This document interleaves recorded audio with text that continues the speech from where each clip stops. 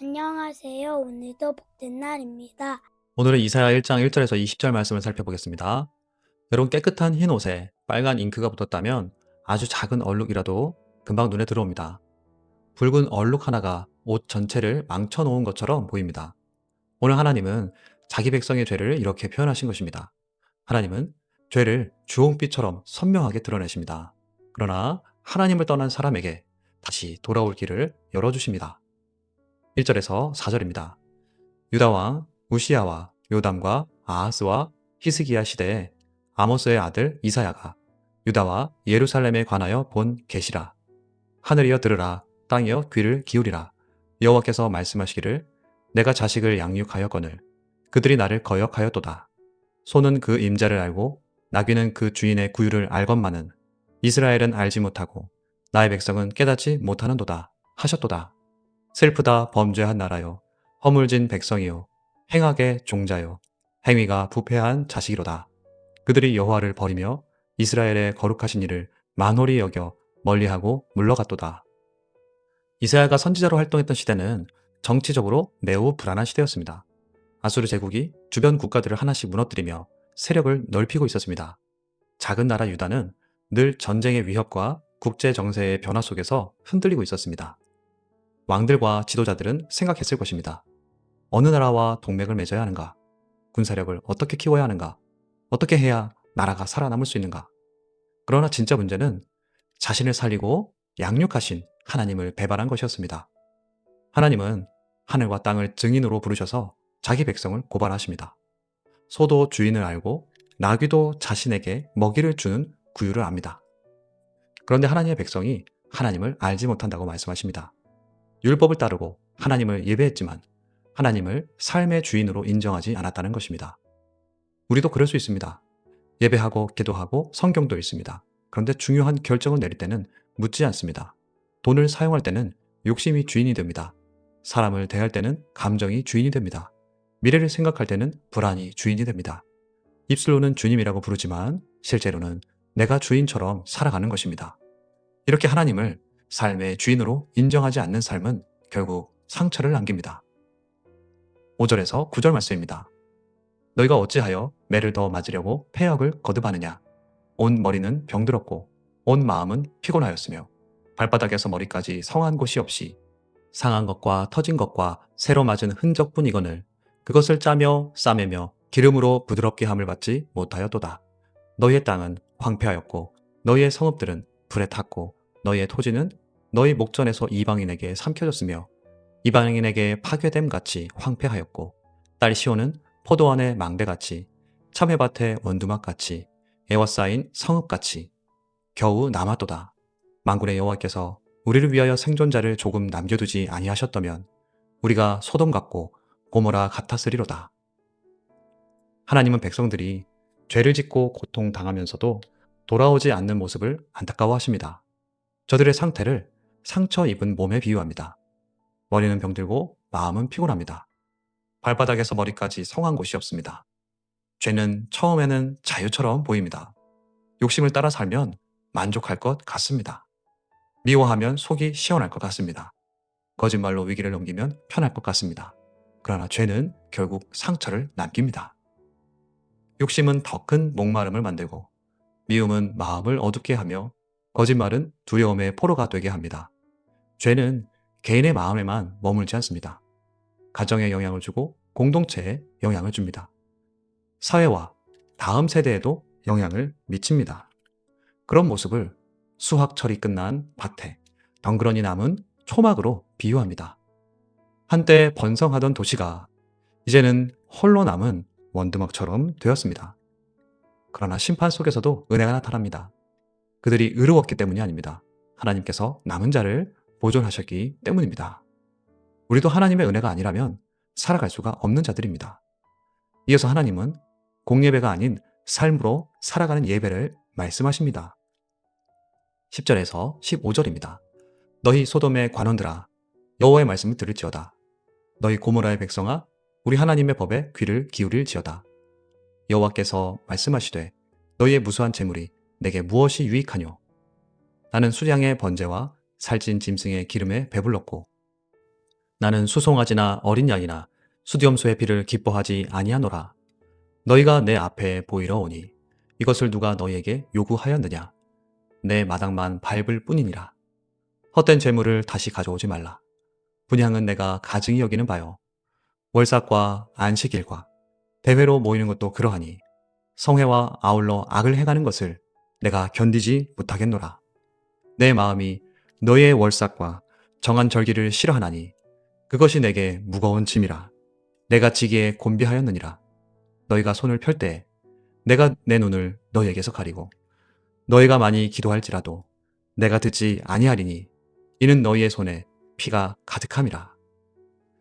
유다 지도자들은 소돔과 고모라가 아니지만 하나님이 보실 때 그들의 삶은 소돔과 고모라와 다르지 않았습니다. 그래서 하나님은 말씀을 들으라고 말씀하십니다. 그들은 제물을 드렸고 절기를 지켰고 성회로 모였습니다. 손을 들고 기도했습니다. 겉으로 보면 신앙생활을 잘하는 것처럼 보였습니다. 그러나 하나님은 그들의 예배를 기뻐하지 않으셨습니다. 왜 그렇습니까? 예배와 삶이 분리되었기 때문입니다. 성전에서는 하나님을 사랑한다고 말했지만 삶에서는 약한 사람을 짓밟았습니다. 손을 들고 기도했지만 그 손으로 다른 사람의 것을 빼앗았습니다.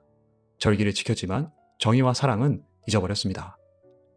하나님은 그들이 성전에 들어온 것을 예배했다고 말씀하지 않습니다. 내 마당만 밟았다고 하십니다. 몸은 성전에 왔지만 마음은 주께 오지 않았습니다. 입은 기도했지만 삶은 돌아오지 않았습니다. 우리도 예배당에 들어올 수 있습니다. 찬송할 수 있습니다. 기도할 수 있습니다. 그러나 예배가 끝난 뒤의 삶은 전혀 달라질 수 있습니다. 교회에서는 친절하지만 가정에서는 가장 가까운 사람에게 상처를 줄 수 있습니다. 하나님 나라를 위해서 기도하면서 직장에서는 내 이익을 위해 다른 사람을 밀어낼 수도 있습니다. 예배는 한 시간의 행사가 아닙니다.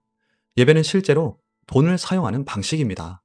사람에게 말하는 태도가 예배입니다. 약한 사람을 대하는 방식이 예배입니다. 이기적이지 않고 남을 배려할 수 있는 것이 예배입니다. 아무도 보지 않을 때 내리는 선택이 예배입니다. 하나님은 예배 자체를 싫어하시는 것이 아닙니다. 예배와 삶이 분리되는 것을 싫어하십니다. 종교적인 열심으로 죄를 가리는 것을 거부하십니다. 그래서 하나님은 백성에게 회개를 명령하십니다.